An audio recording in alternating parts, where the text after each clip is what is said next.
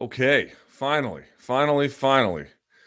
Woo, that was a pain. Welcome, everyone. My name is Luke Thomas. We are a little bit late today. Apologies right up front. Sorry about that. I am on the new computer. I don't know if this will look different to you because shouts to Comcast, who were supposed to come last Wednesday, didn't come, didn't call, didn't ring the doorbell, didn't leave a note, nothing. So they're actually going to come now on Friday. But the new computer is up and running. This will not be even my main computer going forward for streaming, but it's the newest one that I have. And so there were all kinds of bugs trying to get it going the first time for this chat. So I apologize, but we got it going. Let's do this. As you might know, my name is Luke Thomas. I'm the host of this podcast. We normally go for a little under 90 minutes. That's the same today, but even less than that. So we'll go for about 75 or 77 minutes or so. We'll talk about, let's see, UFC 220, Saturday. Bellator 192, Saturday. We got the Jones Polygraph. We got Conor McGregor apparently maybe being stripped on Saturday. We've got Habib and Tony. Oh my God, we got so much stuff to get to. So we'll do that. You can get your questions in on MMAfighting.com where this window is embedded. You can also participate. You can shoot me a tweet at LThomasNews, and I'll get to them at the last 15 minutes of this. You can use the hashtag #ChatRapper. So I don't know how this looks. I hope it looks a little bit better. I'm not expecting a dramatic upgrade, only because the only thing that improved is the computer, not the internet itself. But here we go. Let's hope that's a little bit better, I guess. Maybe. We'll see. All right. Yes, Danny. Fire now. There we go. Okay. Let's get to the first question, and I'll try and rifle through these without going too fast, but without going too slow either, so we can get enough of them in. Whew. Good Lord. Modern computing, y'all. Your boy ain't built for it. All right. UFC 220, true or false? It's a fun way to start the chat. All right.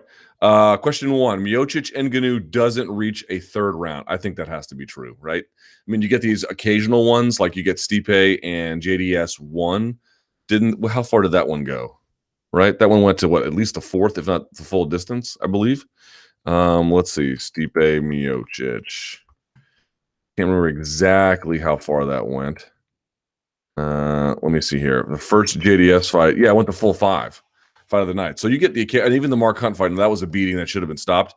But occasionally you'll get these two heavy hitters and they'll go the distance or longer than you expect. And if Stipe is able to effectively wrestle, that might also be the case.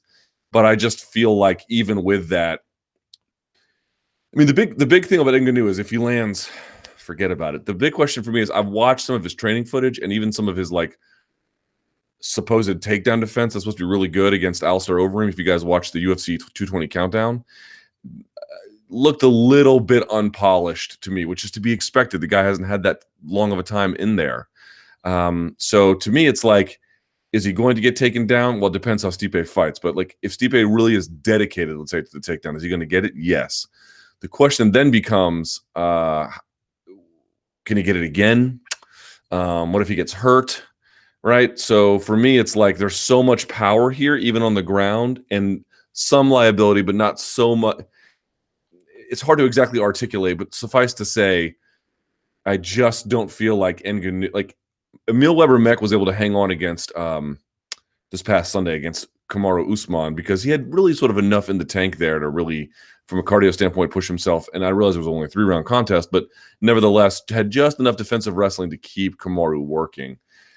I'm not sure Francis has that. He might. I don't think so, but I guess we'll see. And so my hunch is that if he goes to the ground, he might survive a little bit, but he'll eventually just get overwhelmed. And if it's on the feet, I mean, either of those guys can put either their lights out. So to me, past the third round, probably not. If I had to pick true false, I will say does not reach the third round is the question, so I'll say true. You said doesn't even reach the third round. It might reach the third, but you get the idea. Cormier Oezdemir doesn't reach a third round. I will say false. I think Oezdemir if he loses, still has enough to hang on. If KO'd by Oezdemir, DC will retire from MMA. Wow, that's a good question, man.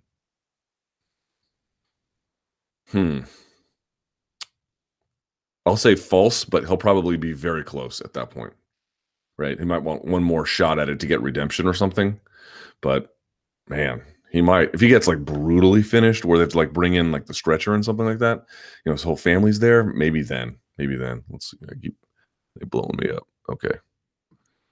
But But man, that's a great question. No one's really talking about. Oezdemir is out here putting people's lights out. What if he does put Daniel's lights out? You know, in a really bad way, things could get dicey. It's a really important question to consider. Bonus true false from UFC St. Louis. The damage taken from the Swanson fight was more than a minor factor in why Choi lost to Stevens.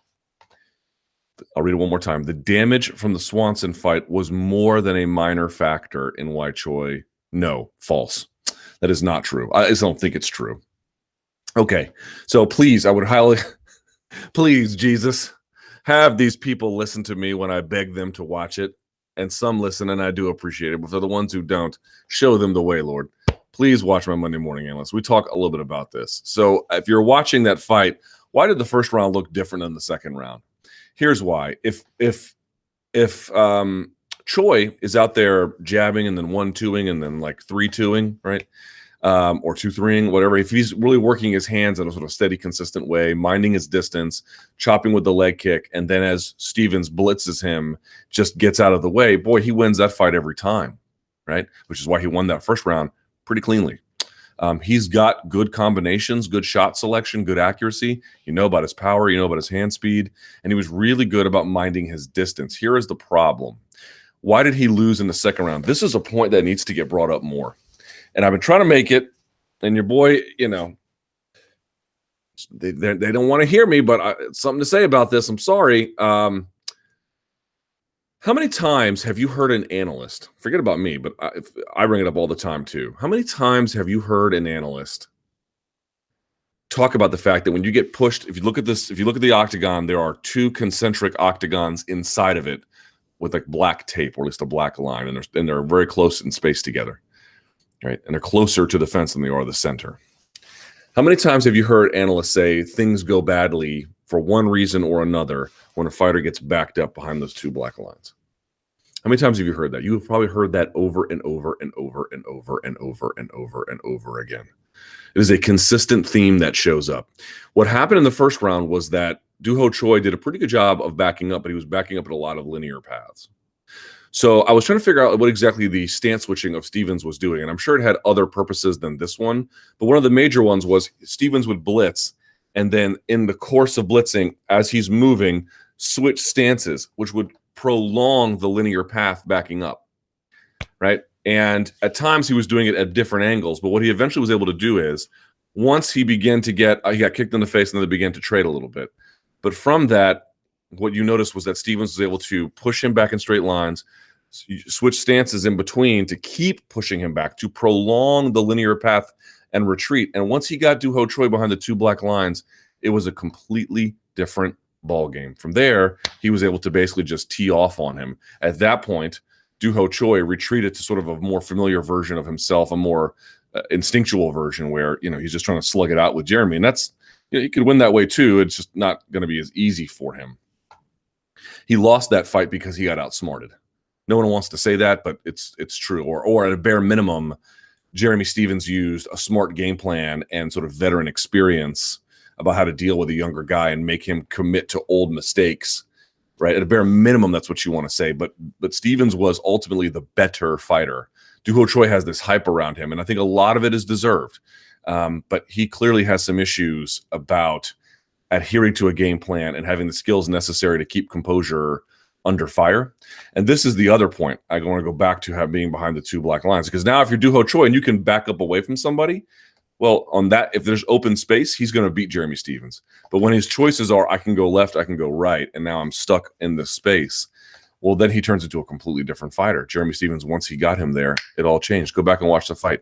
Look how different it looks when Stevens is on, or rather when Choi is on one side of the two black lines versus the other. Watch how his movement changes. Watch how his shot selection changes. Watch how everything changes when he gets pushed back there. That is he got outsmarted. I don't know what else to tell you. Everyone's like, oh, Doo-Ho Choi is the next big thing. He might be, but he's got some work to do. And he wasn't really ready for a guy like Stevens. Not merely because of his power, but because of his veteran savviness as well.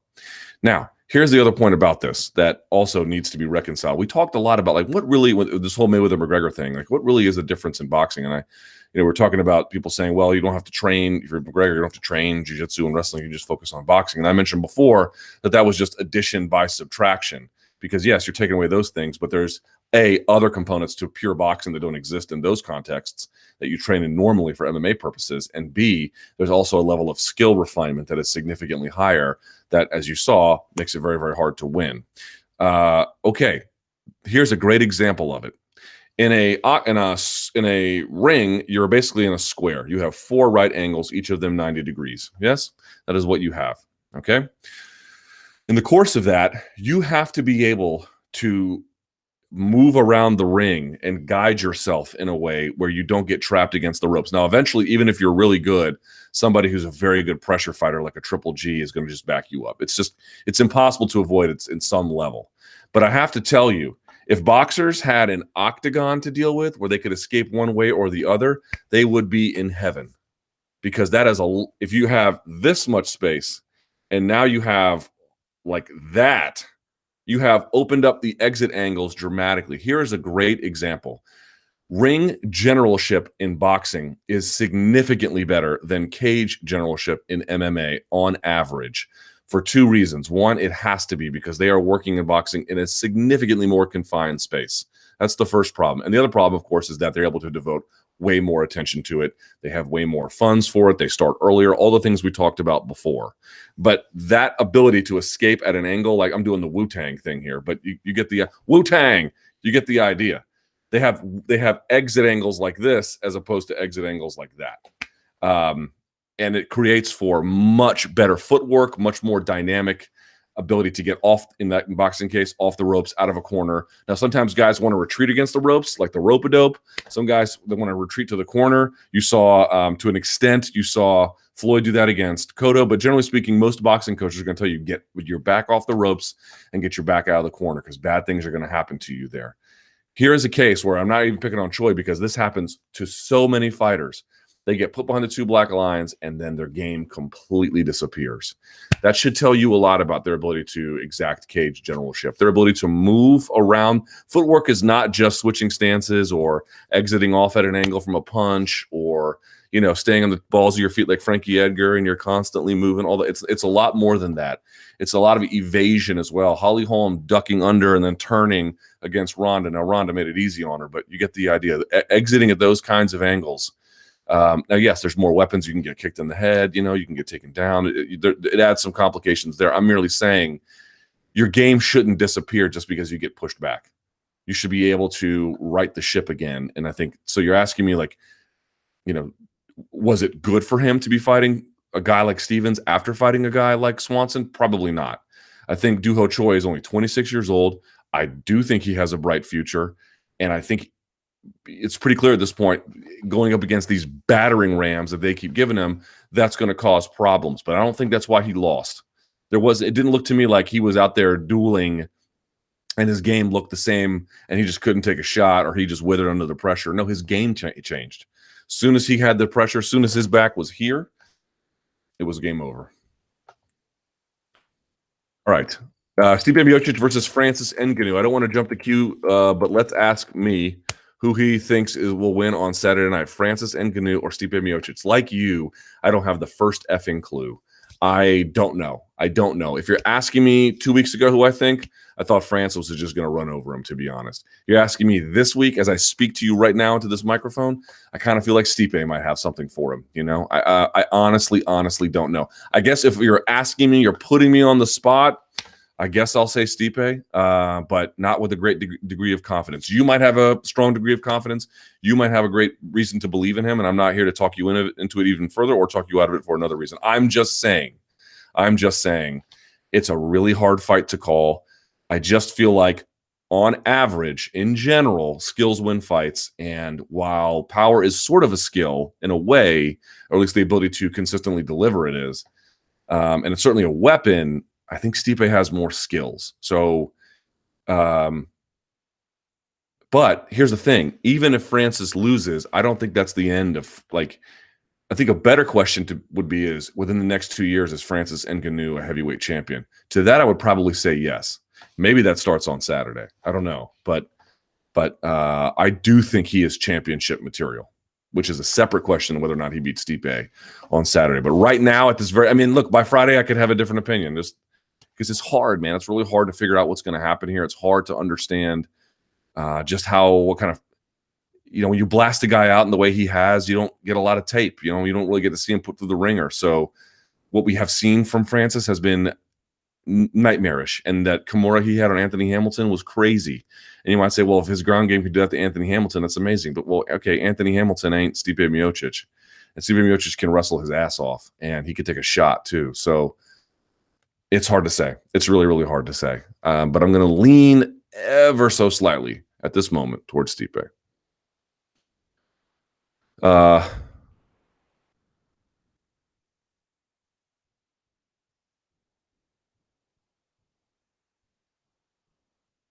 I've not seen this. Luke, I don't know if you've seen this video. It's when Francis does some grappling with Mohammed Usman.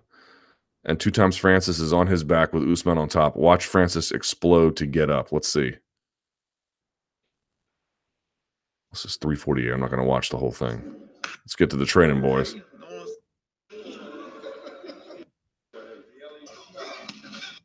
God, he is strong, boy. Let's see. They're pummeling inside. Just dunk, dunk, dunk, dunk. I mean, this is light drilling. This is not really sparring. Let's see. So he's got a Kimura on Francis from side control. Yeah, and then Francis just stands up. Yeah, I can believe that. I wouldn't really be trying Kimuras on Francis, to be quite honest. If your base is not stable behind you when they explode like that, you should be able to move right to mount. So if I'm in side control, I've got one leg in between your legs, and I'm going to your far side arm to Kimura it. What happens is when they buck and roll into you to avoid it, that's when you just slide right into mount if you're really, really good. Harder to do against guys who are very explosive and strong, obviously. This tape is a demonstration of that. But if it were me and I was Stipe, I'd be just ground and pounding. I'd be holding one hand, trying to move to a certain position that was kind of stable, and just slow elbows over and over. Get him to commit to bad things. Get him to explode, to use those kind of big energy like that. Drain him a little bit over and over again. I'd be tying him up constantly, man. I'd be firing underhooks constantly. Who do you think can fire underhooks, more commonly throughout the course of a fight? Probably the guy with a wrestling background. Probably. But Francis Ngannou is such a fast learner and such a powerful puncher and such a good athlete. Maybe he's just a genius and a savant at this, and he'll catch all that up. It's hard to say exactly, but you should always be careful about reading too much into training footage. All right, potential Cyborg Nunes fight. Yes, hello, Luke. For the past couple of weeks, we've heard rumblings of a possible champion versus champion bout between Chris Cyborg and Amanda Nunes. On this past week's MMA Beat, you described the potential fight as being very, very competitive. I'd love to get your take on what makes this a compelling fight. I don't mean to sell Nunes short, or Nunes, however you pronounce it. I go both ways. But my initial thoughts are that she lacks most of the skills that made the Holmes Cyborg fight an interesting matchup on paper. Nunes doesn't have Holly's cardio, correct? Footwork. She has different footwork, but yes, I would agree. She doesn't have the evasive footwork in and out, or the threat of a head kick knockout. Okay. Well, Amanda certainly is a powerful puncher. Cyborg looks to hit just as hard, if not harder, and has one hell of a chin. I feel she and Cyborg are somewhat similar fighters, but Chris is just a bigger, better version of Amanda. If I'm horribly amiss on my assessment, please feel free to ask. I do not think you are horribly amiss. I am persuaded by the arguments that Miesha Tate made. Miesha Tate was describing what it was like to be punched by Amanda Nunes, and you have to listen to her talk about it to really get and maybe that is, I'm overemphasizing the effect that it's having here. But long story short, what her basic argument was that she has sparred women before, she has sparred plenty of men before as well, in all facets, right? I mean, she's been in a lot of gyms and she's fought a lot of women and grappled and sparred with a lot of dudes too. 12-ounce gloves, 4-ounce gloves, like the works. She sort of has an understanding of what the spectrum is like for the different physical demands as it relates to the opponent and the particular context. Are we grappling or wrestling? Do we have 12-ounce gloves? Whatever. And she was saying that she said, I have never in my life ever been hit by a woman where it felt like that it was totally on par with being hit as hard as she's ever been hit by a man. That the power was not just incredibly painful, right? When the shot landed, it hurt really bad and was damaging as it busted up her nose, but that the power was such a shock, to her psyche as well as her central nervous system that she didn't even know what to possibly do about it. Miesha Tate was saying she's been hit a lot of times. Who put her lights out? Was it Caitlin Young with the head kick and hook and shoot? And she was saying never in her life has a woman hit her like that. Never. Now, to your point, big power is not all there is in a fight.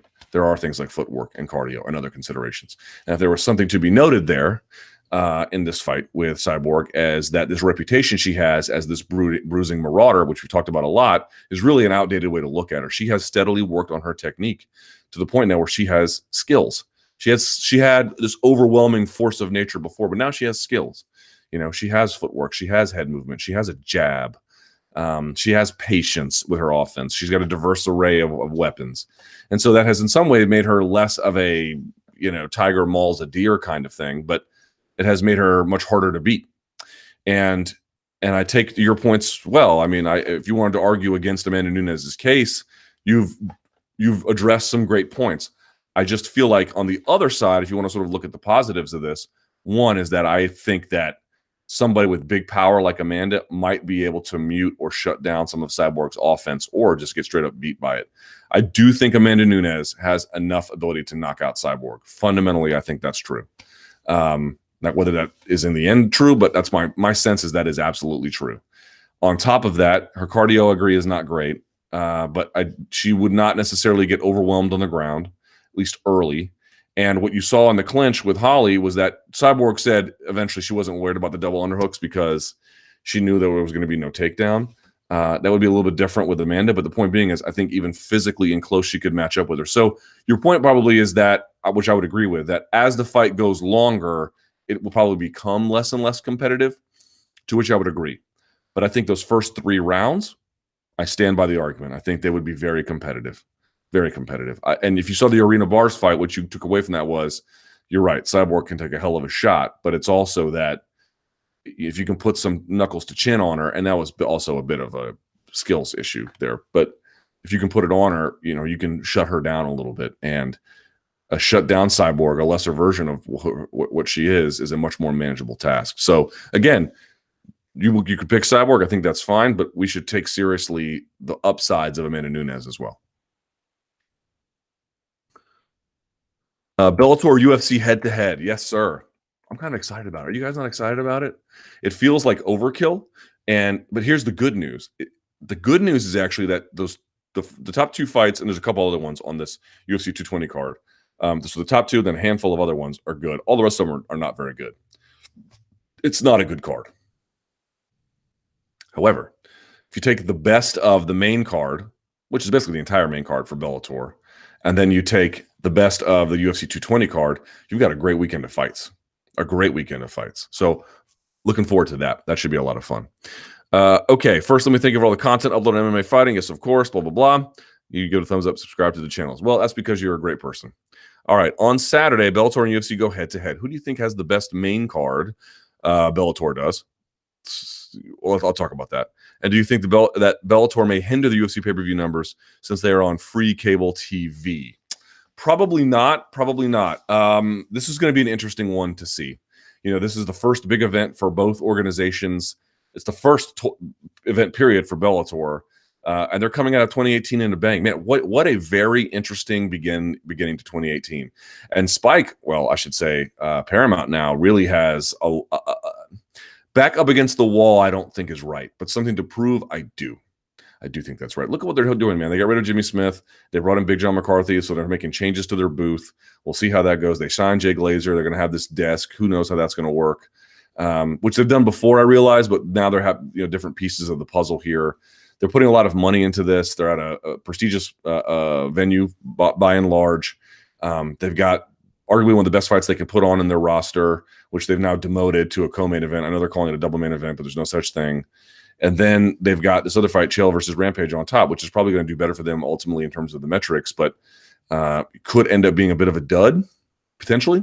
So, but it could be exciting too. I mean, there's a lot of different ways this could go, but it's just a lot on the line for that organization. They ended 2017 with a whimper. Like, raise your hand if you're watching this and you saw the Michael MacDonald fight. Probably some of you are going to raise your hand. Not many of you. Did you see a lot of talk about it after the fact? I didn't. I didn't see a single thing. So, they began and had some momentum mid-year, especially with that signing of Gegard Mousasi, and then it just kind of petered out as they went to Europe over and over again. Now, if you're asking about the main card, let me just sort of, for purposes of having some illumination here, let's look at that Bellator 192 main card. I can't recite it off the top of my head, but here we go. Of course, you got Chael and Rampage on top. Then you've got Douglas Lima versus Rory MacDonald, which is arguably, I mean, that's right up there with. I would put that somewhere between Francis and Stipe, and then DC and Oezdemir. In other words, your best fight this weekend, pretty clear: Stipe and Francis. Your second best fight on paper is definitely, for me, Rory versus Douglas, and then your third best will be that other title fight. So it's an interesting one. But here's your main card: Rampage Chael, Lima MacDonald, Michael Chandler versus Goichi Yamauchi. You guys might not know who Goichi Yamauchi is, but he's very, very good. Georgi Karakhanyan versus Henry Corrales, and then Aaron Pico versus Shane Crutchin. So Karakhanyan versus Corrales isn't going to blow your skirt up necessarily, but it's probably a guaranteed action fight. And then the return of Aaron Pico is kind of interesting. Plus, on that Bellator prelim card, which will be on ParamountNetwork.com, apparently, Joey Davis is back. One of the most decorated collegiate wrestlers is back on there. The debut of Bellator of Royce Gracie's son, of Connery. And there's a couple of other figures on there as well. So there's some interesting parts to it. And you look at the main card for 220. I mean, maybe the 220 main card is a little bit better. Maybe I'm being a little bit harsh about it, but here's how it goes. Obviously, those two title fights up top. Then you've got Calvin Cotter versus Shane Burgos. I do like Shane Burgos, but I'm not particularly enamored with this contest. Jean Vellante versus France Barbosa. Hard pass. And then Thomas Almeida versus Rob Font. Now, that is excellent. That's a really excellent fight. So it's very, very competitive. I mean, maybe you want to give it to the UFC because of the two title fights. But as you can see, it's not a home run by any stretch of the imagination. Do I think that Bellator being on free TV might hinder the pay-per-view numbers? Maybe a little bit, but very modestly if so. I think, look, the UFC is building off the momentum that Francis Ngannou built off of his last win over Alistair Overeem. I got to say, I thought not putting this in Cleveland was a big mistake. They're determined to go to Boston. As I mentioned before, as my understanding was explained to me by somebody inside the UFC, there's a team that picks a city, and then they tell the fight team just to match whatever they can on top of that, whether or not it has any real relevancy. So here we are in Boston for reasons that make no sense. Okay, they didn't do that part right. But every other part, they did pretty well. They've been putting both guys on PR tours. They did a great promo. They booked it when there was a lot of excitement. There was no waiting around. Maybe a little bit too early, but again, that's nitpicky. They've done a pretty good job promoting this, to be quite honest. And so has Ngannou, and Stipe, to the best of his abilities, he has done that as well. Everyone is excited. Everyone is interested insofar as they're paying attention. Do I really think that whatever the Paramount Network is putting on is going to dissuade people from buying it, or that I think you'll get natural viewers of that network plus some MMA fans who don't want to buy the pay-per-view or are pirating, and that might be a sizable audience, but I don't think you're taking away people who are aware of what's going on with the UFC and then choose against it, right? So you might get people who are oblivious to it, but would you ever get them anyway? The question is, if you have a choice to make, about A and B, and then you choose one or the other. And if that's the choice, I still think, because you've got such an exciting, well-promoted main event, whatever Bellator draws away from it will be modest. And I wonder how much the UFC is taking away from Bellator. To some extent, again, there is a bit of a separate audience because Paramount has their own built-in audience. But on the other hand, I wonder how many MMA fans are like, I'm just going to DVR it and catch it later, which they might be willing to take. But that'll be interesting to see. Data's latest comments. Hi, Luke. How are you? Now that you hear my computer nice and quiet too. How's it look? Let's see. Looking good? Insofar as this is concerned, a little bit of latency issues I can see, right?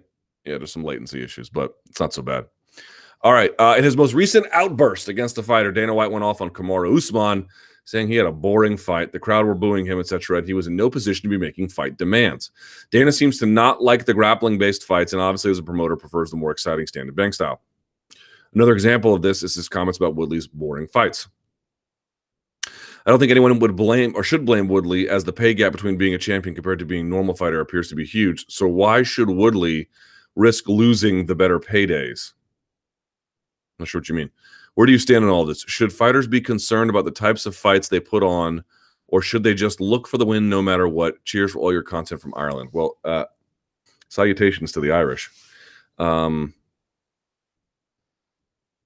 Little column A, little column B, boys. This one's relatively simple. So I spoke to Kamaru Usman yesterday, and he tried to explain. I realize he is now pissed off the free world, so everyone doesn't want to hear what he has to say. But his arguments make sense in retrospect, which is I wasn't saying I only gave you 30%. I had another 70 to give. He only had 30% to give because of some pre-existing injuries that he had. He just didn't want to pull out. And he explained, I was like, well, I mean, why didn't you want to pull out? Like, if you're not ready to fight, then don't fight, you know? And his answer was, I thought, I mean, you guys don't have to believe this if you don't want to. I'm just telling you what he told me. It seemed plausible, which was Emil Mech had all these issues with his visa getting over here.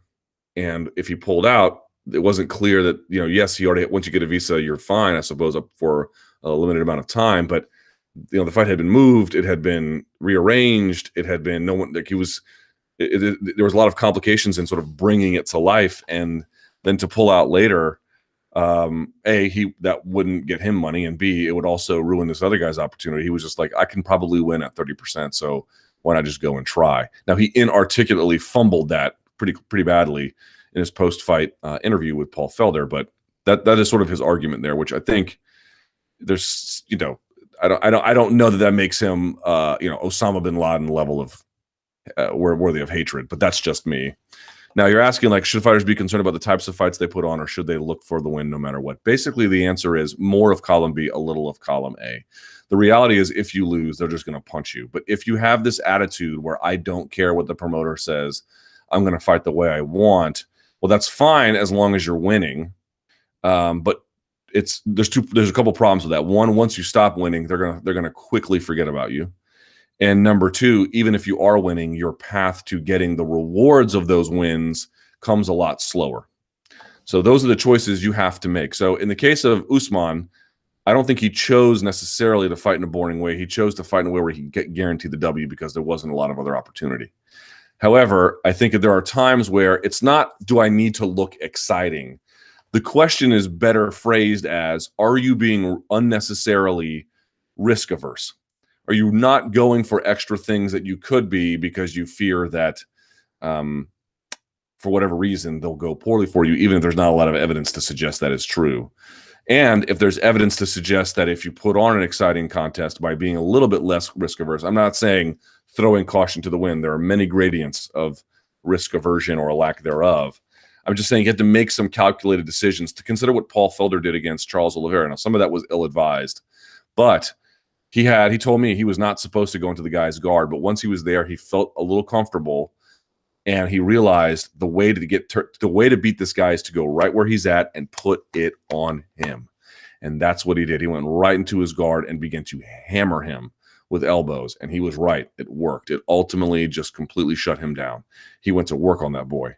All right. And so that's what I'm talking about. There's, again, some of that went a little too far, right? He could have been a little bit less entangled in some of those early submission attempts with a little bit more caution.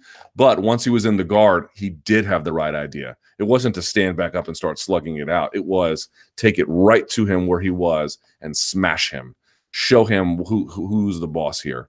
And he did. And he was, you know, I don't know if he was rewarded with a title shot for that, but look at him now. He's going to have Al Quinta. He's got these commentary gigs. There's a lot going right in his life.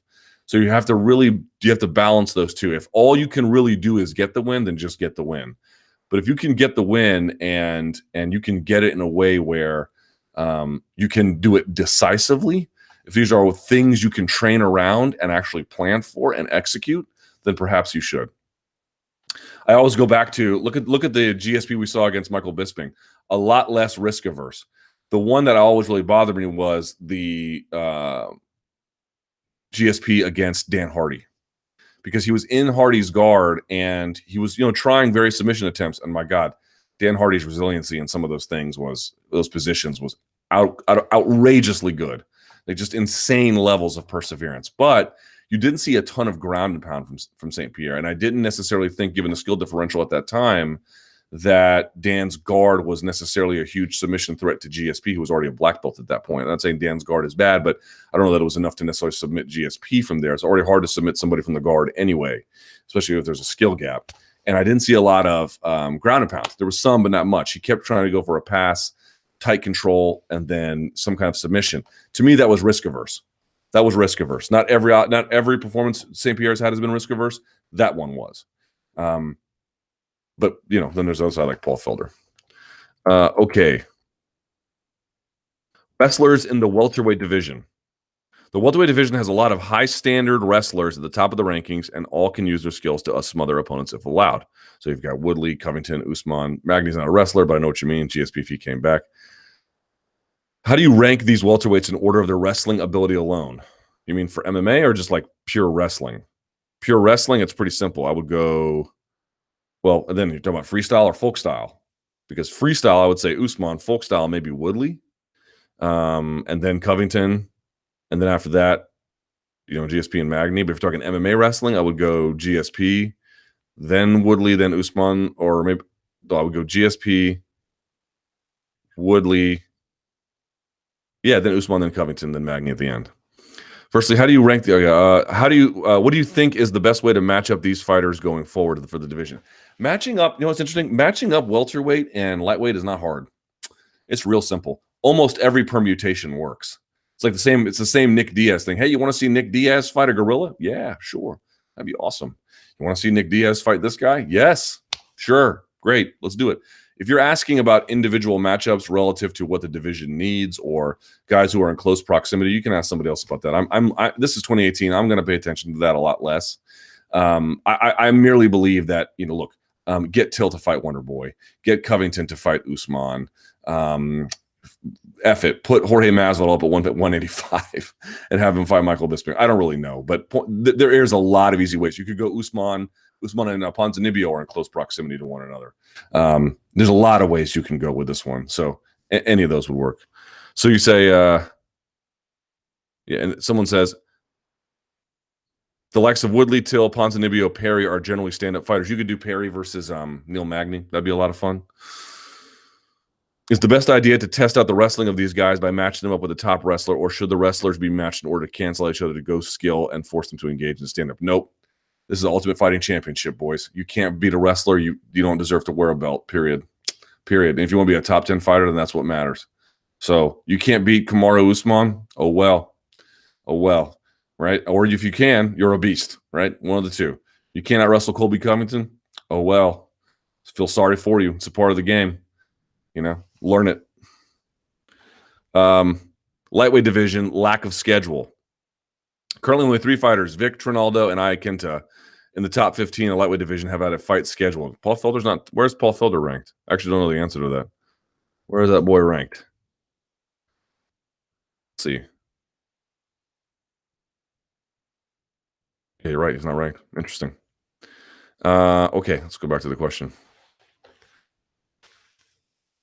How has this happened in the Shark Tank of the 155-pound division? It's just a temporary lull because apparently 223 you're going to have Ferguson versus Habib, and that's going to get things in motion. Kevin Lee's waiting on a contest. Beneil Dariush is waiting on a contest. A lot of these guys are waiting on a contest. Obviously, McGregor's continued inactivity hasn't helped to move things along at the top of the division. Would you think that the UFC would be matchmaking fighters in the 4 to 15 bracket in order to create some potential challengers? Yes, but I wouldn't really worry. It's going to happen. It's a matter of inevitability. Someone tried to jump on with the Russians. Y'all know how I feel about them. They're all amazing. Tyron Woodley's superstar potential. Woodley should be a superstar. He's analytical and well-spoken. Let me stop you. Actually, let me read this question. He's analytical and well-spoken, very active in television and film, and possesses ridiculous knockout power in a stacked division. But he was on Joe Rogan's podcast recently and was called out multiple times for paying too much attention to haters and being in his own head too much. And it comes off as ornery and entitled. Is this your impression of him too? Why is he like this? And can he shed this part of his public persona? If so, could he become a Jon Jones level star, selling 500K to 100 million, or excuse me, 500K to 1 million pay-per-view buys? Or is there some other factor prohibiting his star from rising? Now, I'm not going to answer that just yet. Someone answers below. This comment is green, has 14 recs. He writes, not me, he writes, Woodley is so unlikable.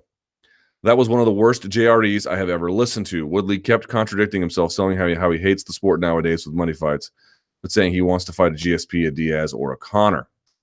Then he would say he never listens to what people say about him, but he kept on whining about what other people are saying about him. He came across as such an unlikable, whiny, the whole world is out to get me kind of person. Then another person adds, race baiting. Here, I knew that was coming.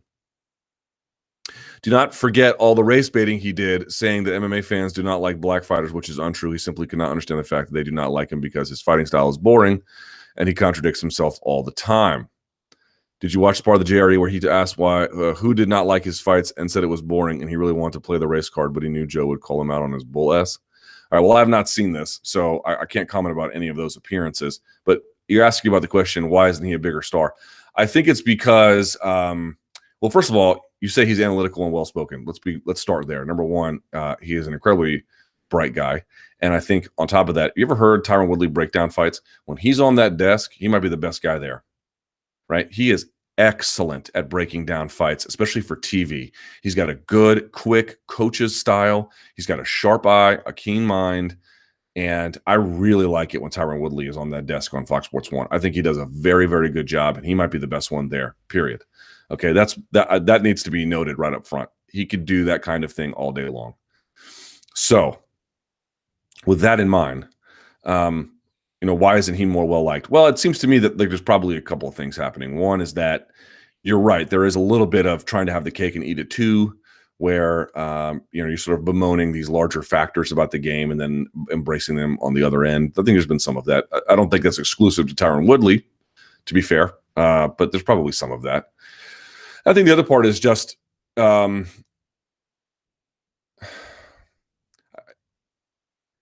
he knows what he wants and he goes after it and he tries to get it, and there's nothing wrong with that. And in the end, he ends up doing like the right thing. Like he fought Wonderboy twice. He fought Maya. Like ultimately, like what there is to complain about him is I don't think that much, except he just often takes these like circuitous paths to like what you were going to, if you were going to fight Wonderboy anyway, and you were going to fight Demi and Maya, and I realize he's trying to get, he's trying to maximize his time in the game and he's maximized his time at the top. I completely understand. I think more I'm just pointing out that there often feels like it's laborious to get certain tasks accomplished or to get certain ends met or to sort of deal with, it's like the fighters who complain the most, and this is, again, not exclusive to him, are often at the higher end of things. Like it's the ones in the middle don't complain as much. The ones at the very bottom do, and then the ones at the top do. And part of that also makes sense. But at some point, it just feels like a tax that the fans have to pay and just listen to all the time. And so I think you got to pick your shots about that a little bit. It's not that I disagree with Tyron. I don't. But there often feels like there's a steady drumbeat of it. So to me, it's that he just hasn't really created that kind of connection with the fans where they embrace his good and forgive his bad. And it's because in some ways he wants to be the heel who tells you like it is. In other ways, he wants to be the champ who is respected and adored and is like the hero, the homecoming king. And it's hard to be both. It's really hard to be both. Like I often say this to people, it doesn't matter what line of work you're in, especially the one I'm in. If you really want to be the guy who tells it like it is, then okay, commit to that and ride that all the way. You can't really play at both sides. Otherwise, it'll just sort of impede your own progress. There's something to be said for someone who can deliver candor. And if you wanted to be the champ that delivers candor, then be that one. But if you want to be the guy who's like the town mayor, that requires a different level of treatment with the fans and the various issues that they face. And I think he is trying to navigate that space, which is not easy. And it just comes across as halfway on both sides. But to your point, the guy is also an incredibly successful person. He was successful at every level of athletics he's tried. And look at him now, bought his mom a home. And I told you, he is awesome on television. I don't think Tyron Woodley gets nearly enough credit for how good he is on TV and how good he is analytically.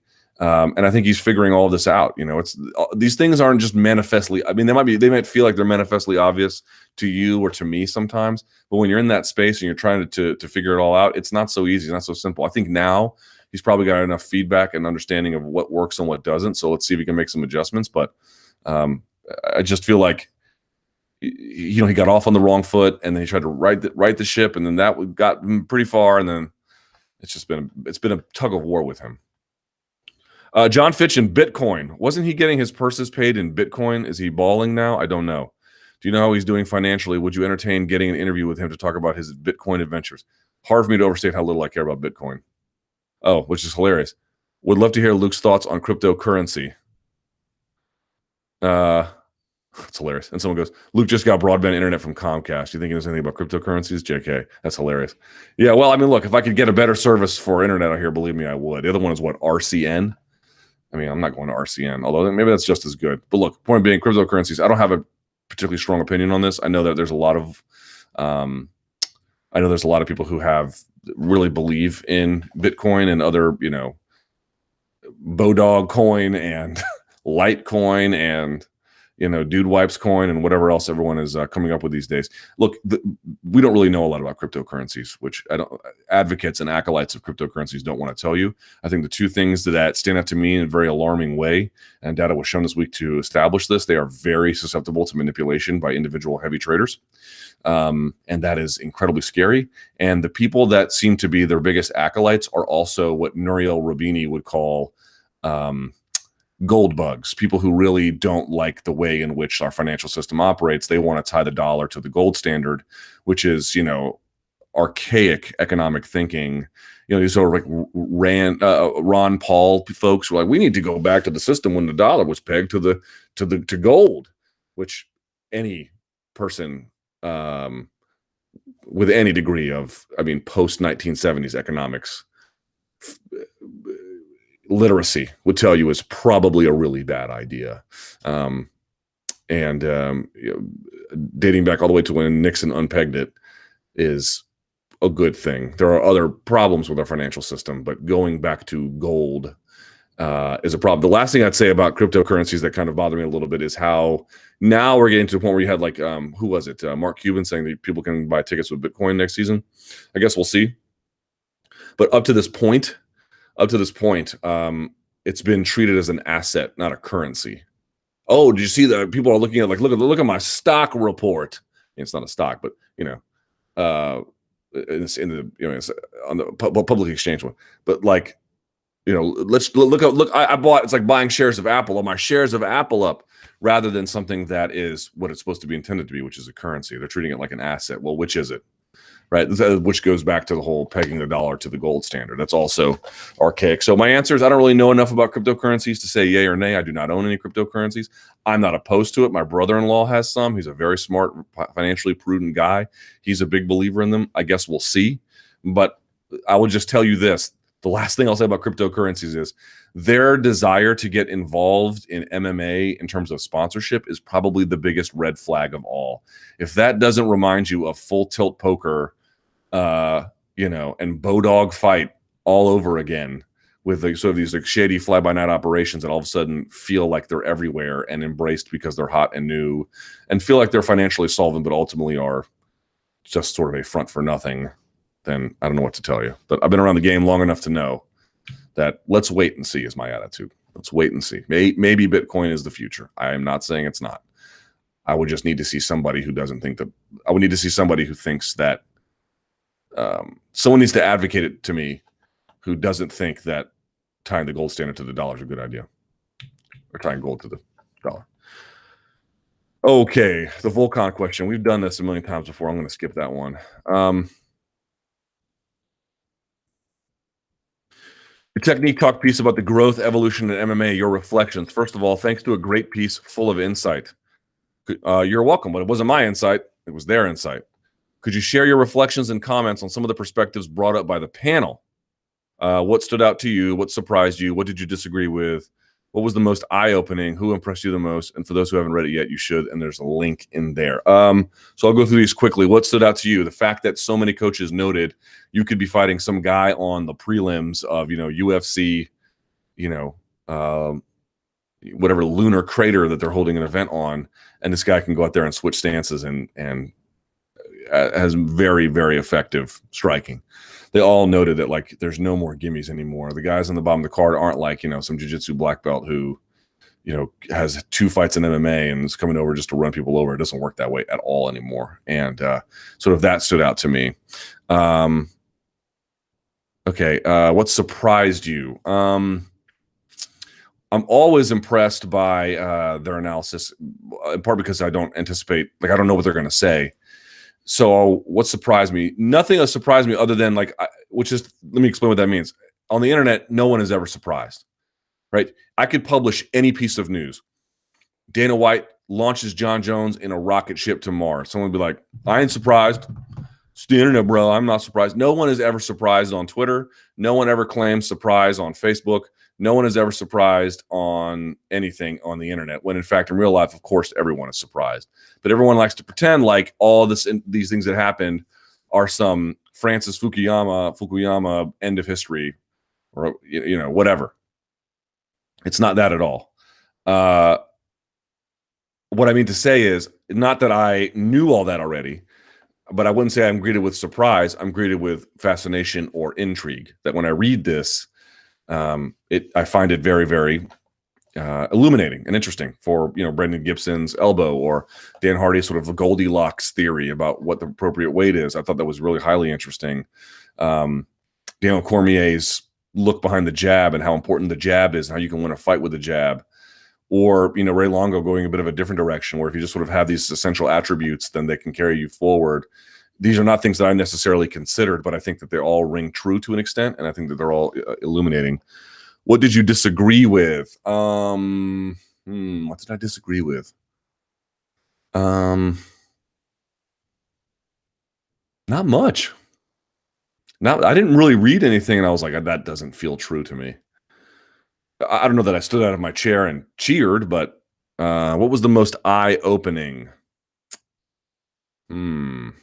Most eye-opening.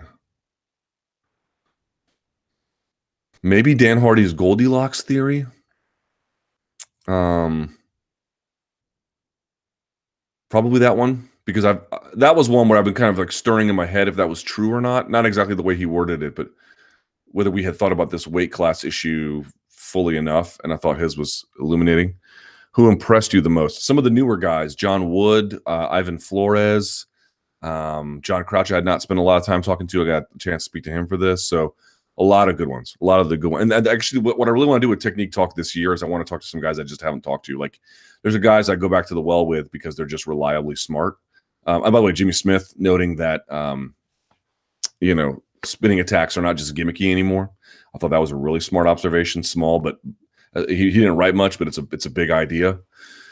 So yeah, I thought everyone I was really pleased with how it turned out, man, because I thought everybody for the most part had something interesting to contribute. Some had big ideas, some had small ideas, but even the small ideas, you drop the small pebble, but it has big ripples kind of thing. Let's see. All right.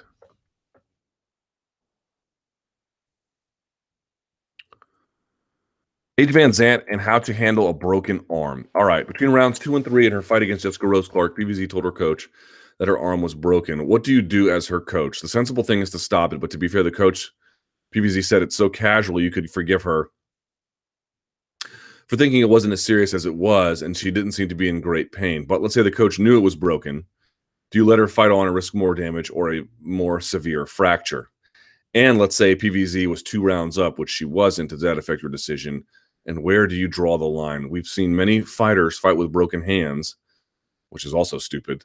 Who has the responsibility to stop it when the injury is serious but not visible? That's the really important question.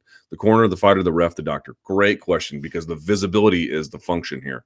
When Tim Sylvia got his arm snapped by Frank Mir, it wasn't here, although that would make it dangle. It was right here, right in the center of the forearm. He had him over the cup, which is why I forget, was it IBJJF tournaments you can't use cups? I forget now which tournaments you can't use cups, because it acts as a fulcrum. And so you can put the forearm, you should not be able to break someone's forearm. But if you have a fulcrum, which is the tip of the cup, essentially, then now you can just, like if you're Frank Mir, and you can pop that thing, which is exactly what he did. But you can watch it on slow-mo. If you guys have never seen the slow-mo, Mir launches into an armbar, and then Tim Sylvia stands up, and like you can see his form, and then like in you see it, like it's faced this way, but it's sort of like this. You can see it move, and all of a sudden it just goes like that, and you can see it punch not through the skin, but right up to it. And at that point, Herb Dean's like, "Yeah, stop it." And Tim Sylvia wanted to continue there too. By the way, he was like, "Let me fight. I can fight." All these guys are just going to say they can fight. Like a fighter being like, oh, I want to fight. This is like the most, I mean, if they say they don't want to fight, well, that's one thing. Saying they do want to fight is meaningless. The question is, do you not want to fight? Because if you don't want to fight, we stop it right away.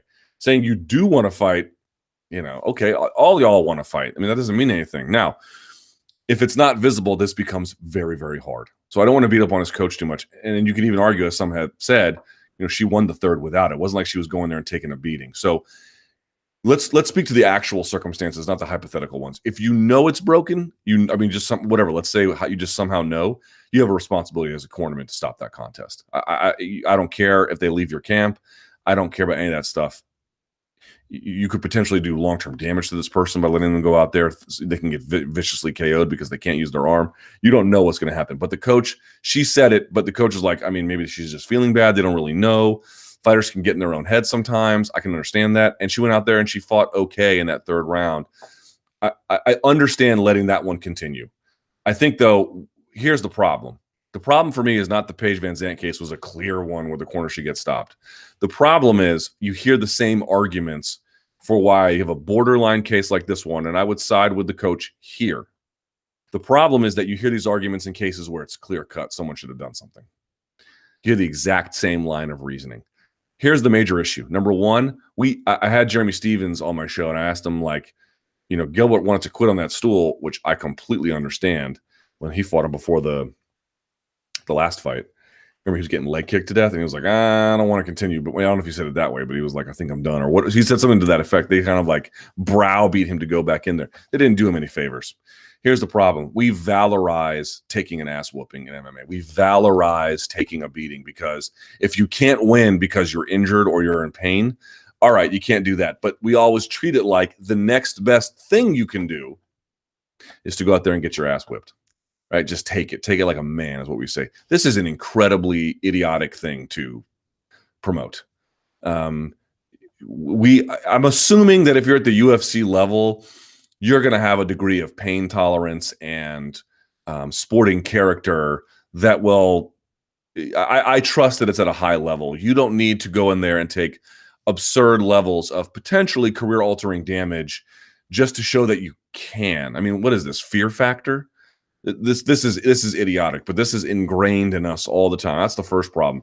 The second problem is you'll often hear coaches say things like, well, X wanted Y, or I didn't know what to do, or the common response is some ad hoc reason to not throw the towel. They'll find any reason, they'll grope in the dark for any reason imaginable to not do it, right? And it'll vary event to event, but that's what they'll do. So that's another problem. And as my colleague Ariel Helwani noted on Twitter when he and I were talking about it, look at the purse split. If you throw that towel, they don't get the second half of that very often. So the UFC can say all they want about health and safety. Here's a health and safety hazard. I mean, staring you right in the face.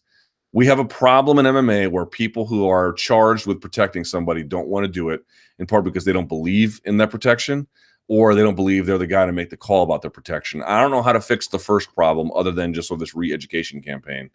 But the second problem, where people don't know if I'm the guy to do it, you need to empower these guys. They need to know I'm not going to mess with this person's finances, if nothing else, to do it. I also think coaches and fighters need to have a better understanding of this. And the coaches being like, well, the fighter didn't want to. Yo, who cares? Who cares? Is your relationship with this guy so tenuous, so minimal, that you can't go in there and protect them when they're getting savagely beaten? Then what is the point? What are you here for? Just to yell at instructions when they're getting their brain damaged? There needs to be a bit of a reckoning about this. The case with Paige Van Zandt is at worst rather borderline, and there probably is a strong argument to be made that the coach did the right thing, or made a reasonable call. But this whole thing about valorizing getting damaged, I mean, it's just so idiotic. The main reason why the UFC doesn't promote Stipe, they promote Stipe. Stipe doesn't promote himself. We can't understand a word he is saying. That is a problem. He garbles a little bit. Rawr. Surely I can't be the only one. Maybe it's because English is not my first language, but on Monday on the MMA Hour, he was on the phone to make matters worse. and on the Embedded series, I did not have a clue what he was saying. He's like a Scouser. He's like a Scouser on steroids. He does have a bit of an articulation issue. He has a bit of an enunciation problem. Yes. Belfort versus, but this is what I've always said about Stipe. Stipe will win, and by this I don't mean in the octagon. I mean like in terms of amassing an appeal. He will never win by what he says. You know, OHIO. Maybe he can rile the crowd up there, but it's what he comes to represent. So he has a silent power, not a speaking power, and that's in some ways even more effective. Belfort versus Bisping in London. Farewell for two legends, saving the London card. Belfort's so-called last fight in the UFC got canceled when Uriah Hall, pardon me, I need some caffeine, was pulled from the fight. Belfort called out Bisping to fight in London. What do you think of that idea? I love it.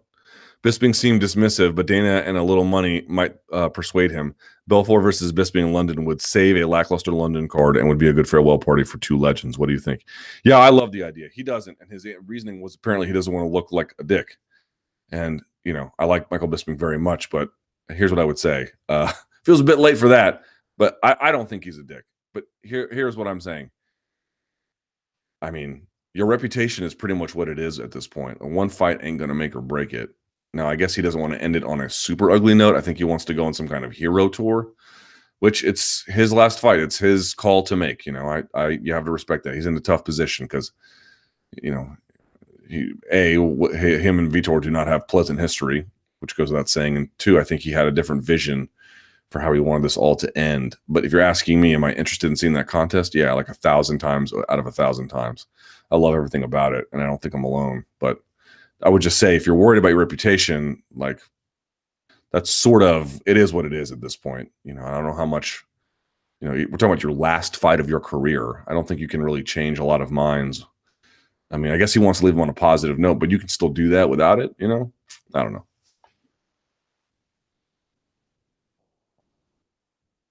Rory MacDonald and Douglas Lima, how do you compare them to the top UFC welterweights? Man, they're right up there. So do I think Douglas Lima could beat, so here's your top five: Wonder Boy, RDA, Colby, Lawler, and Maya. Do I think Rory MacDonald can beat people in that top five? I mean, he already has a win over the champ, so for sure I do.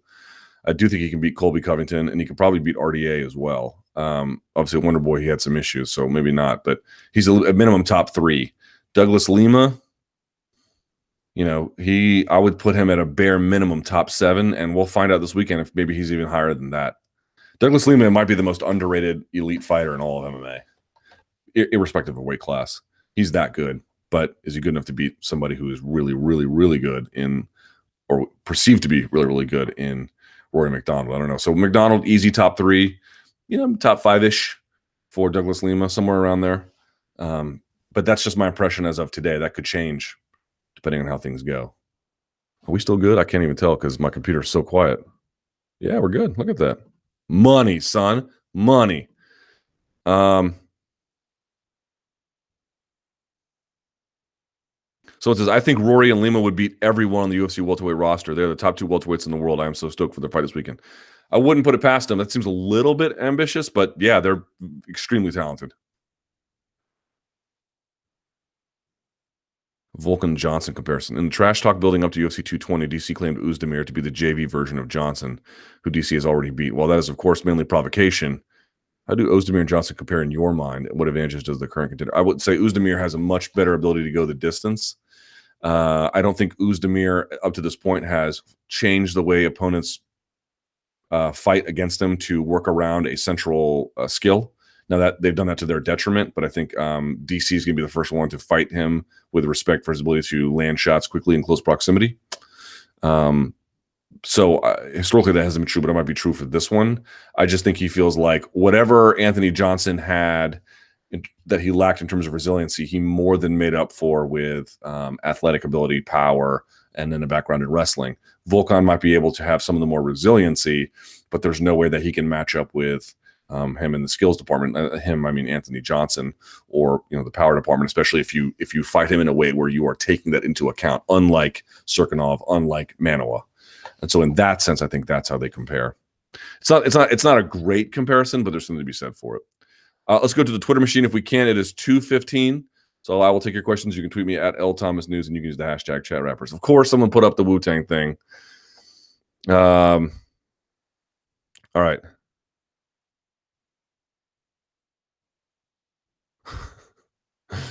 Okay.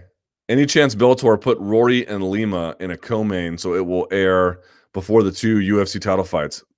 Good news. Yeah. Are they trying to catch people before they bounce over to UFC? Well, they want to catch people if they bounce over to UFC. They want to catch people either before or after. But yeah, they're moving it to the co-main. So good news. Do you think letting Smith go is a way for Bellator to say they value play-by-play over color? No. I'm sure Goldie and Morrow are not cheap. I would agree. Seems like they think having a well-known voice on the broadcast is preferable. I don't think that's the issue. I think the issue is that Jimmy has a perceived value of his worth, and they had a different one for whatever reason, and they couldn't come to an agreement about it. He was still offered a deal and just didn't want the one that they offered, and so he moved on. I don't know that it's necessarily some like intricate belief about play-by-play over color. If that was really how they felt, they might just eliminate color altogether and have some sort of weird booth. But that's not what they've done. So I don't necessarily buy that reasoning. During one of the portions of promotion footage, it looked as though almost every top Korean fighter trains at the same small gym. Do fighters from isolated countries with fewer options sit at a disadvantage compared to fighters from the U.S. or Brazil? Yeah, of course. Why do you think so many move here? Why do you think there's so many affiliates? You can get what you often see is that there'll be these pipelines from Russia. Well, they'll go and they'll grab guys out of there and then send them to a lot of the same gyms. Mike Constantino used to have a lot of guys who came from Russia. Obviously ATT has a strong connection to the Brazilian market. Yeah.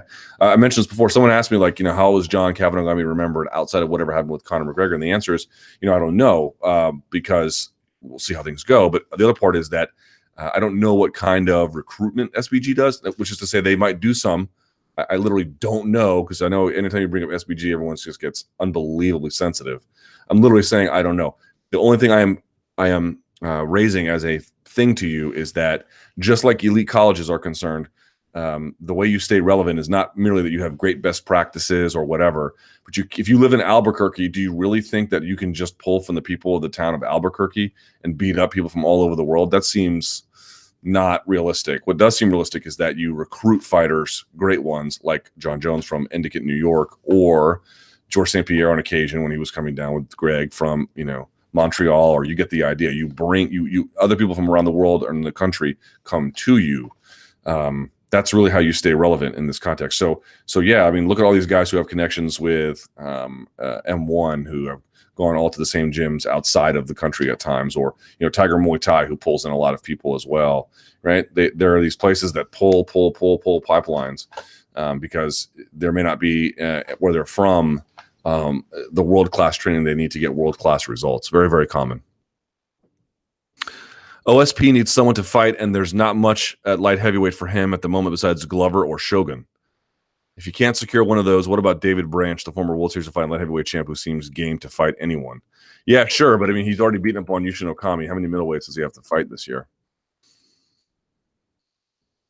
I just want to take a moment to remind everyone of how incredible the moment was when Aisling Daly walked out to Zombie in Dublin with the crowd singing in unison. Yes, shouts and rest in peace, of course, to Dolores O'Riordan. Man, do you remember when it was, 93 when they had that album? And so they had Linger, Dreams, and Zombie. I remember the Cranberries were huge. I can imagine. I cannot imagine how big they were in Ireland, but even here in the States, they were top of the food chain, man. Did you watch John Danaher's hypnotic BJJ interview on Joe Rogan's podcast? Sure didn't. Do you have any thoughts? Don't. Fantasy matchup, Khabib versus Maia at welterweight. I get this question more than any other one about fantasy matchups with Khabib. They all involve Maia. I don't know. You know what's funny? Khabib actually has a really good guard about Khabib is so good about controlling spaces where he's not vulnerable, and is so good about getting himself out of spaces where he is. My hunch is that Khabib would make it kind of interesting, but on the other hand, Maia is clingy and he's way bigger. I don't know. Someone says, where's the judo book on arm bars? Mother effer. You know what it is? I've got it in my brain. Hold on. God. Here it is. Jujigatami Encyclopedia by Steve Scott. That's the one you want. Jujikatami Encyclopedia by Steve Scott. It has arm bars in ways you cannot even possibly imagine. Entries to them, finishes of them, sequences, every twist and turn and whatever else. Obviously, an armbar in judo is called a Jujikatami. The Jujikatami Encyclopedia by Steve Scott. You can get it on Amazon for a whopping, Jesus, this is expensive, $128. Really? Someone gave me a $128 book for free? That can't be right. I took that gift and I was like, I treated it like a stocking stuffer. I was like, yeah, thanks, you know? Turns out a perfect paperback, which is what I have, it was $129. Oops. Oh, well. That's hilarious. Danny Segura contributes. Most of the guys that managed to stay in the UFC from tough Latin America went to the U.S. Guys like Chito Vera, right? Marlon Vera. The guys who stayed in their countries, a lot are already out. Great point. That's hilarious that I have that gift, and I was just like, whatever. That's so funny. All right. That's so me. Your thoughts on the UFC booking an event in Russia before Hawaii? I'll believe it when that's fully confirmed. How much do I have to raise to get you to do a Royal Rumble watch party? All of it, not just Ronda. 5 figures, 6? Bro, you better call Stormy Daniels. Better have a check for $130K. If Coker was given $1 billion in a few more years to play with, do you think he could make Bellator a legit UFC competitor? You could give me $1 billion and I'd turn into a legit competitor to the UFC. So yes.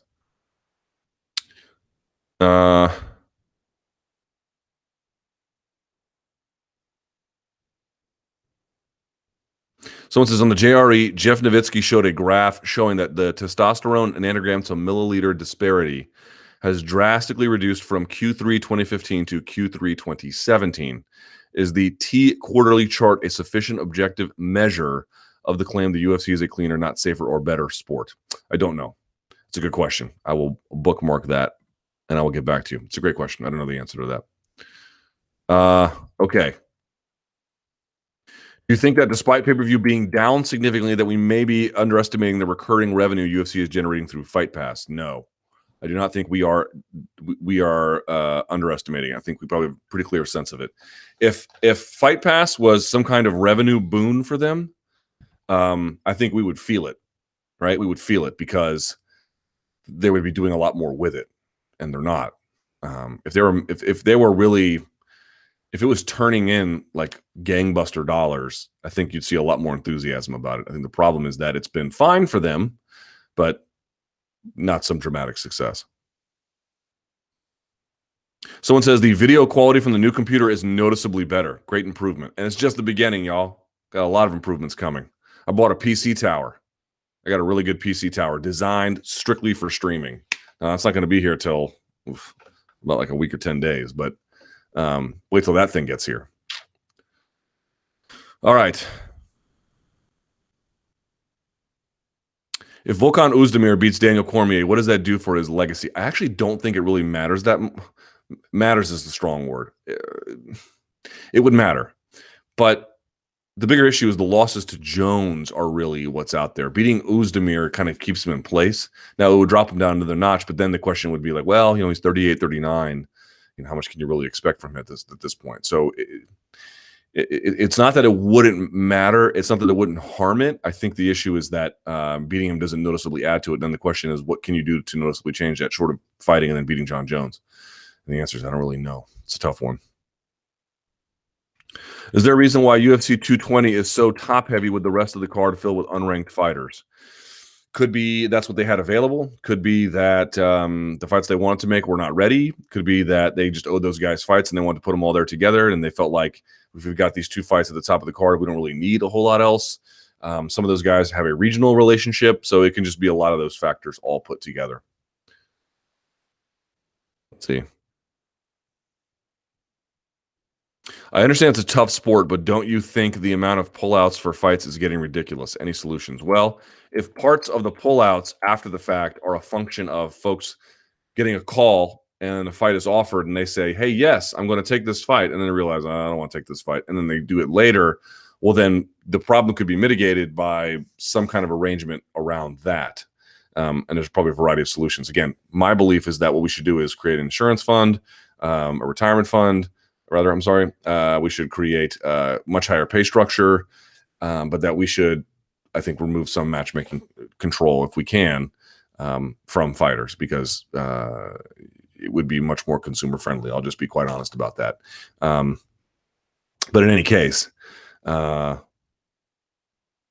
might be a big way to solve the problem. Many fighters I've spoken to, both on the record and off, believe that is a major component of why there are so many pullouts. Let's see.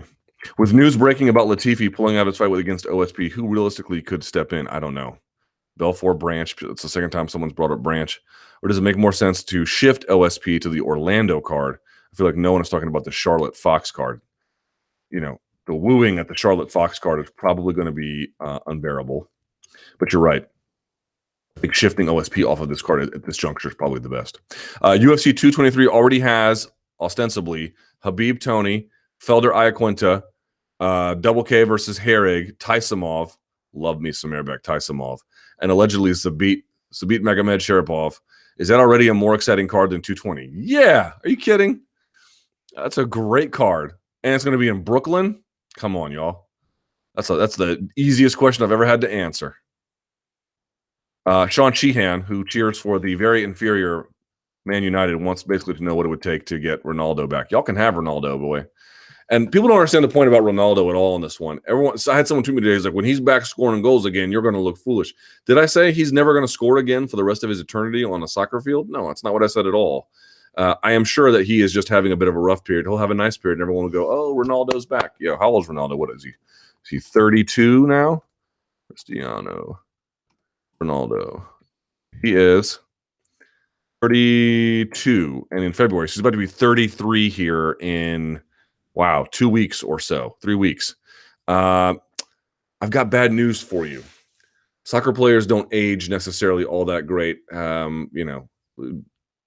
Gigi Buffon is the exception that proves the rule. 33, you want to be playing on Real Madrid. Look, he's done an amazing amount for the team. I still think very highly of him.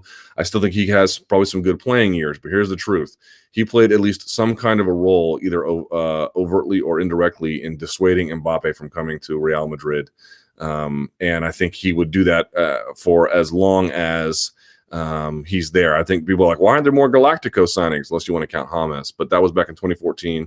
And yes, they've had Bale, and yes, they've had James, but they haven't had any sense. And I feel like Ronaldo probably plays a role in dissuading talent that wants to come here. If you can get 200 million euros for him, and you can offload a player who's 33, and now you can go and you can buy your Hazards, you can buy your Lewandowskis, you can buy, God knows who else is out there. You can really begin to mix things up and get things going.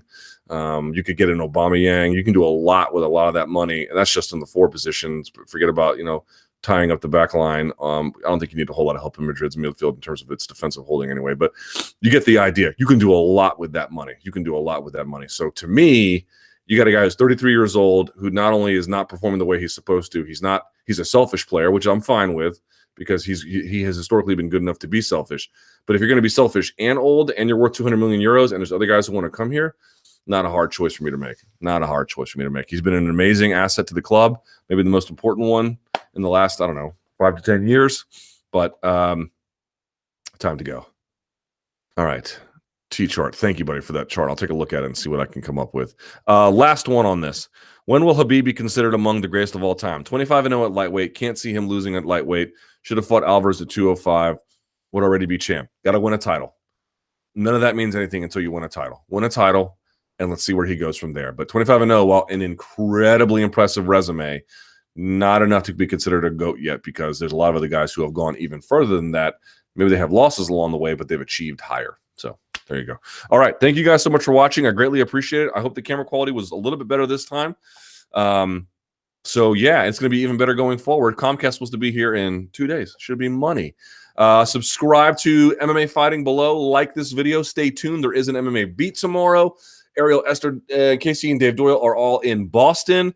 We've got you covered from pillar to post for all the UFC stuff this weekend. I'm sure we'll have some Bellator coverage as well, so don't go anywhere. MMA Fighting has you covered. All right. Thank you guys so much for watching. Until next time, stay frosty.